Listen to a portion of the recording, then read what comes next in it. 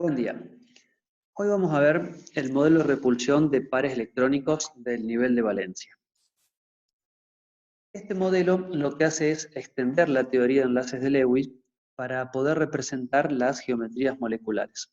Que si se acuerdan, la teoría de Lewis no nos daba ninguna imagen acerca de la forma tridimensional de la molécula. Lo que se hizo para desarrollar este modelo fue hacer una serie de mediciones de ángulos de enlace de moléculas sencillas. Y a partir de esas mediciones se dedujo un conjunto de reglas que después puedan ser aplicadas a otras moléculas desconocidas y así poder predecir sus geometrías moleculares. Entonces, la primera de esas reglas dice que las regiones de alta densidad electrónica se repelen entre sí, por lo que estas regiones tienen que separarse tanto como sea posible, pero siempre manteniendo iguales distancias a un átomo central. Por ejemplo, si vemos la estructura de Lewis del ion sulfito, vemos que tiene 4 zonas de alta densidad electrónica. Una que es un par solitario de electrones, y 3 más que son electrones compartidos, pares de electrones compartidos con los oxígenos. En total, 4 zonas de alta densidad electrónica. Esas zonas son las que tienen que ubicarse lo más lejos posible una de otras. Esto da origen a las geometrías electrónicas. Esas geometrías van a responder a una fórmula genérica que es AXN-EM, donde A es el único átomo central de esa molécula, en este caso el azufre, X son los átomos terminales y E son los pares de electrones no compartidos. Considerando un átomo central, que es la esfera roja, se nos generan 6 geometrías electrónicas, dependiendo si tengo desde 2 átomos terminales, que generarían una geometría lineal, hasta 7 átomos terminales, que generarían una geometría electrónica pentagonal bipiramidal. Una vez determinada la geometría electrónica de acuerdo al número de zonas de alta densidad electrónica de la molécula, podemos determinar su geometría molecular. Cada una de las geometrías electrónicas puede dar origen a una geometría molecular. Incluso algunas geometrías electrónicas pueden dar origen a más de una geometría molecular. ¿Cómo hacemos esto? Si tenemos, por ejemplo, 3 zonas de alta densidad electrónica alrededor del átomo central, me determinaría una geometría, veamos, electrónica trigonal plana, donde cada una de las líneas negras representa una zona de alta densidad electrónica. Tengo 2 opciones. Si en cada una de esas 3 zonas de alta densidad electrónica hay un átomo enlazado, me generaría una geometría molecular trigonal plana de la misma forma. Pero si en vez de 3 átomos enlazados solamente hay 2 y la tercera zona de alta densidad electrónica es un par solitario, eso me generaría una geometría molecular angular.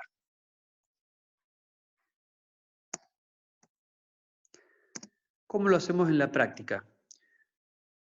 Contamos el número de pares de electrones, ya sean enlazantes o que estén formando un enlace, que rodean al átomo central. Es decir, que hacemos la estructura de Lewis. Una vez que tenemos la estructura de Lewis, identificamos en función de ese número de zonas de alta densidad electrónica cuál es la geometría electrónica. Y por último, vemos cuántos átomos hay unidos al átomo central y de esa forma identificamos la forma de la molécula, su geometría molecular. Veamos algún ejemplo sin pares solitarios por el momento. Tenemos las geometrías moleculares, las geometrías electrónicas, y veamos el cloruro de berilio. Siempre partimos de la estructura de Lewis. Acá podemos ver que el átomo central, el berilio, tiene 2 zonas de alta densidad electrónica, que se corresponden a los pares de electrones con los cuales se enlaza a cada uno de los cloros. Esas 2 zonas de alta densidad electrónica me indican que su geometría electrónica es lineal.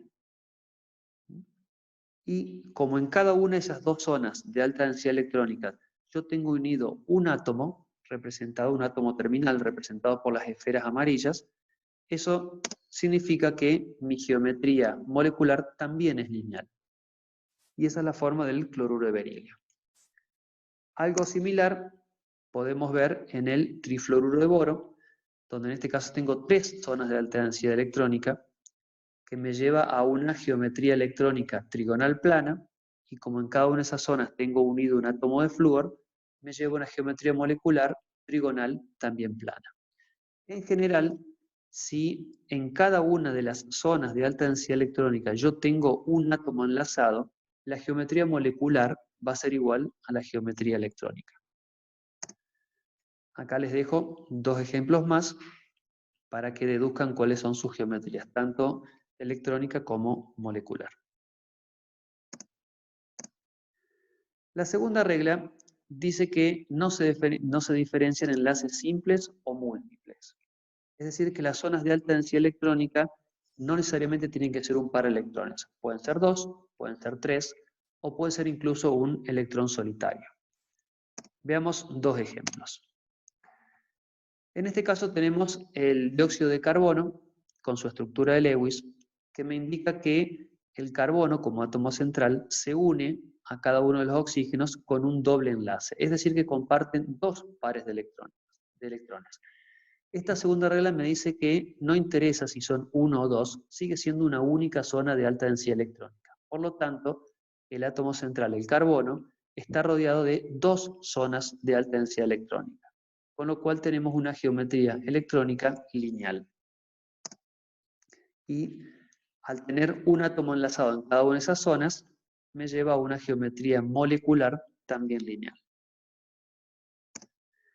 Si observamos el ion carbonato, y recordemos que esta es una de las estructuras resonantes, que tiene 3, vemos que tiene 3 zonas de alta densidad electrónica, 2 enlaces simples y un enlace doble. Pero como no nos interesan enlaces simples o múltiples, lo único que consideramos es que tiene 3 zonas de alta densidad electrónica.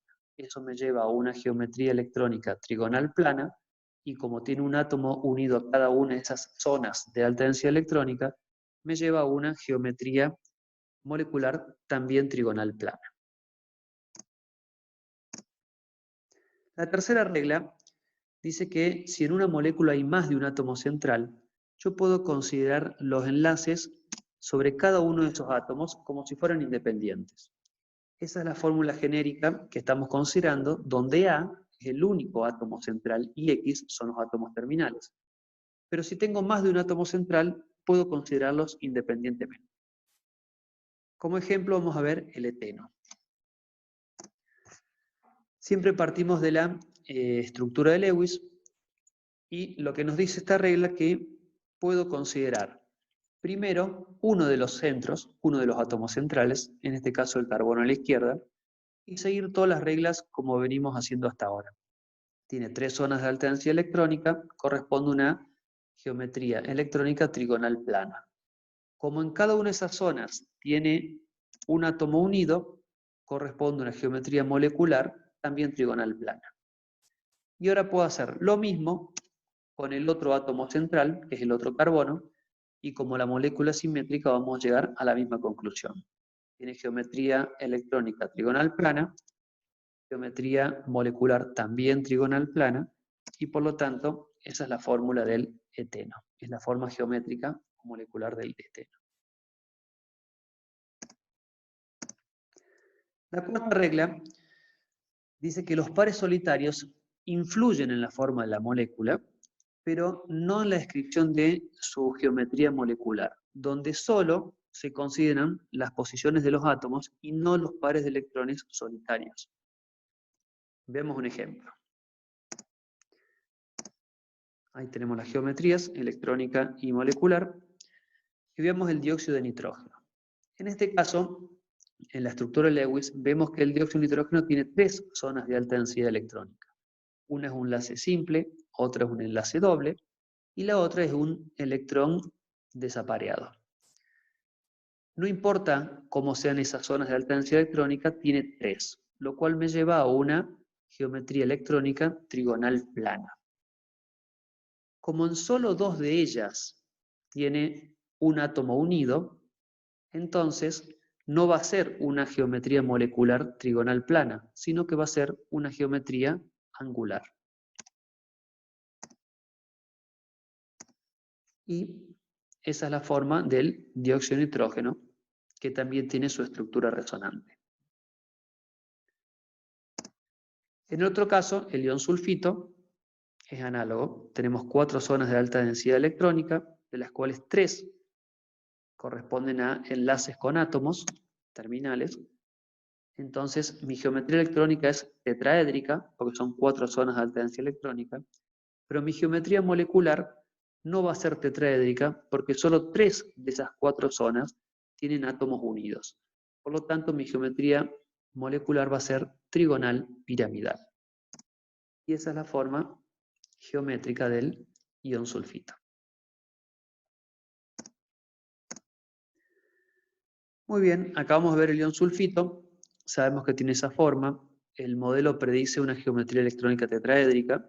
Eso se verifica experimentalmente. Que su forma molecular es trigonal piramidal, también se verifica. Y que el ángulo de enlace que debería tener es de 109,5 grados. Pero la evidencia experimental muestra que el enlace es de 106 grados. Es decir, que algo en la teoría no está funcionando bien. Para solucionar esto, lo que se hizo fue la quinta regla, que dice que los pares solitarios repelen con más intensidad que los pares enlazantes, por lo que tienden a comprimir los ángulos de enlace. ¿Qué significa esto? Veámoslo con un ejemplo, con el tetrafluoruro de azufre. Partimos, como siempre, de la estructura de Lewis, donde vemos que tiene 5 zonas de alta densidad electrónica. Correspondería a una estructura, a una geometría electrónica trigonal bipiramidal, pero de esas 5 zonas de alta densidad electrónica, solo 4 tienen átomos unidos y una es un par de electrones solitario, que está representado por ese lóbulo gris. Ese es el par de electrones que es solitario, que decimos que repelen con más intensidad que los otros pares que son enlazantes. Por lo tanto, ese par de electrones tiende a deformar los ángulos de enlace para hacer que los otros electrones se encuentren más lejos o lo más lejos posible. De esa forma.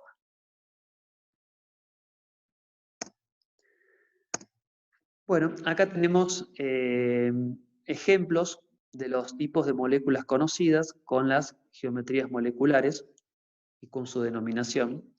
Noten que, por ejemplo, en el tercer ejemplo, son 3 pares de electrones en total que rodean el átomo central, de los cuales uno es un par no enlazado. Acá tenemos otras geometrías. De la misma forma, en el tercer ejemplo, tiene esa molécula de fórmula AX2E2, tiene 4 pares de electrones en total, de los cuales 2 son pares no enlazados. Y un ejemplo es el agua.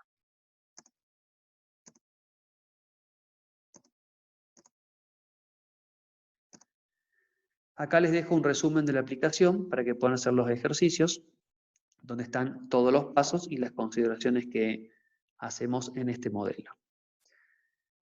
Hasta aquí, como verán, estamos un poco más cerca de una geometría molecular real que lo que estábamos usando la teoría de Lewis.